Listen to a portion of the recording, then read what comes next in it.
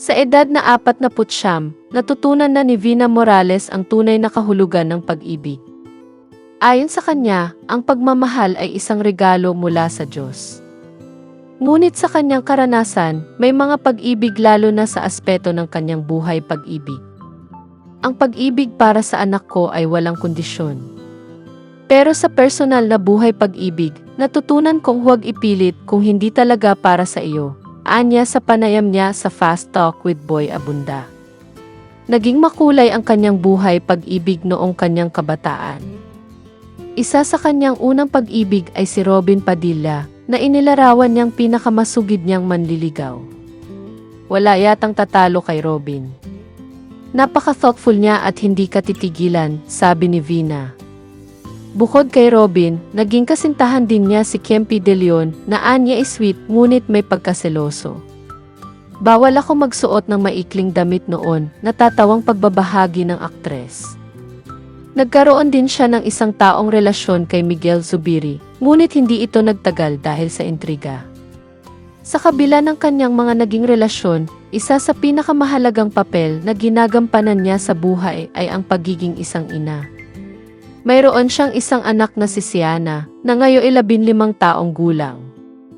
Ayon kay Vina, hindi naging madali ang pagiging isang single mother. Napakahirap kasi wala kang katuwang sa pagpapalaki. Pero maswerte ako dahil nandyan ang pamilya ko para sumuporta, anya. Kahit abala siya sa trabaho, sinisigurado niyang naaalagaan ng maayos ang kanyang anak. She's responsible and doing well in school. Minsan nga, nagiging first honor siya, buong pagmamalaking sabi ng aktres. Samantala, patuloy pa ring nakakulong ang ama ni Siana, si Cedric Lee, dahil sa kasong isinampa ni Vong Navarro. Ngunit kahit ganoon ang sitwasyon, hindi hinahadlangan ni Vina ang ugnayan ng kanyang anak sa ama nito. Karapatan ni Siana na makasama ang tatay niya, at karapatan din ni Cedric na makasama ang anak niya, paliwanag ni Vina.